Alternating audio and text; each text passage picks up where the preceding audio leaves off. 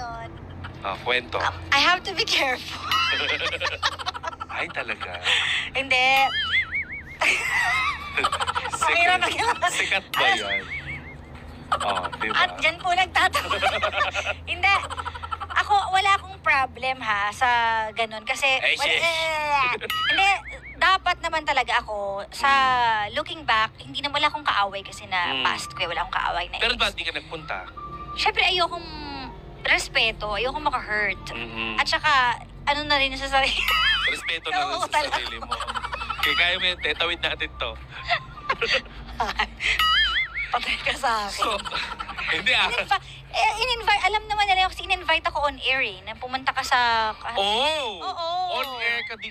Tinawagan ako dun sa kabilang istasyon na kumanta ka sa kasal namin. Oh. Diba? After chasing and chasing, but I declined the offer, you know. Hindi ka na talaga I declined the offer and then after so many months, So, inuparan ka kung magkano I ang just TF? got a call. Mm. So wala ng TF, hindi na umabot doon kasi nung tumawag na for kasi on air tumawag, so wala akong choice, 'di ba?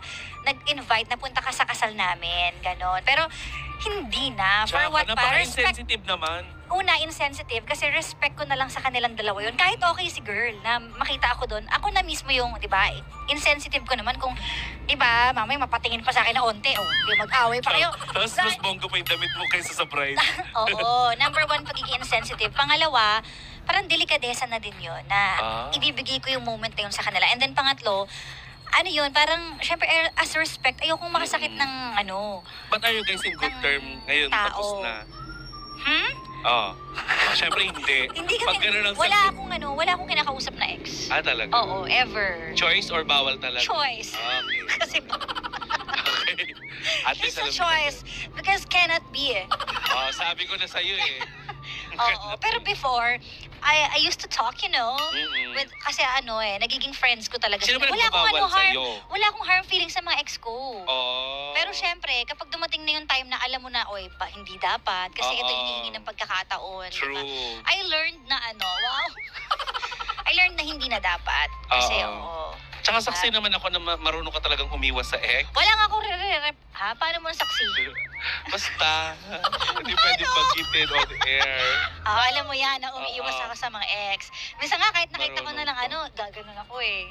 Sabi Oo. din, alati, ba't kayo nagpa-picture?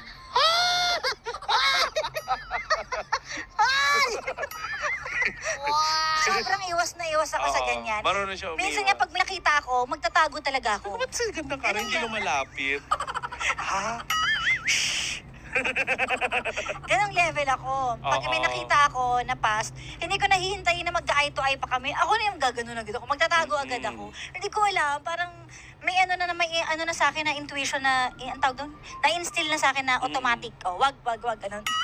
Pero- Parang may ganun agad yung... Pero at least alam mo sa sarili mo na naka-move on ka na. Oo naman, sobra naman. Dahil Diba? dyan, ikaw daw ang kakanta sa wedding dyan.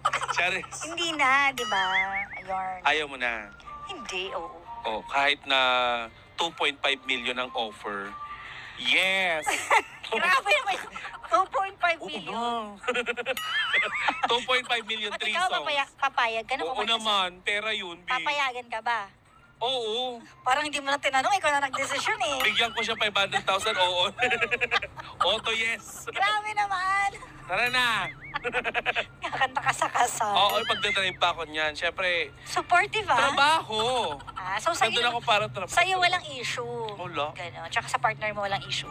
Oo. Bakit kailangan ba maging issue? Hindi siguro. Depende rin sa iba. Ayoko naman sabihin na kasi baka may mga iba ginagawa yun, di ba? Pero for me, it's not, Appropriate. appropriate.